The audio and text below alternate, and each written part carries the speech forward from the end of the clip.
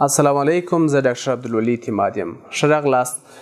کومه شامپو باید د وریښتانو دپاره کار کړو او آیا وریښتان په شامپو سره ټینګیږي که یا او شامپو د وریښتانو پر کومو حالاتو باندې ګټوره تمامیږي؟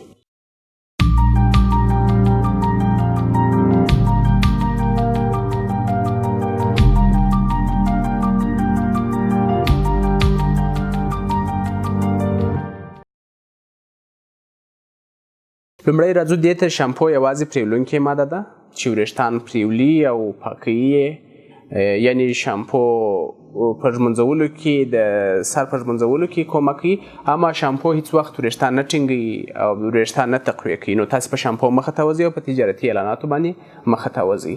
نو د ښې او بدې شامپو په نامه شامپو وجود نه لري او بیا هم موږ او تاسې باید په تجارتي اعلاناتو باندې خطا نه وځو.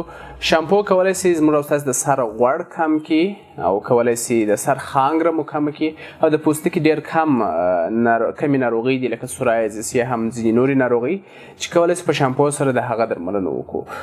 شامپو په دې خاطر هم نسي کولی چې موږ او تاسې وریښتان تقویه کړي یا هم ټینګ کړي چې که څه هم شامپو مثلا د قوي ویټامینو یا منرالو یا هم د نور مهمو موادو درلودونکي اوسي، خو موږ او تاسې پر سر باندې موږ ډېر نه پرېږدو، یعنې که ډېره سي 1 دقیقه یا 2 دقیقې پاتې د سر پوست تر ټولو ډبل پوستکی دی.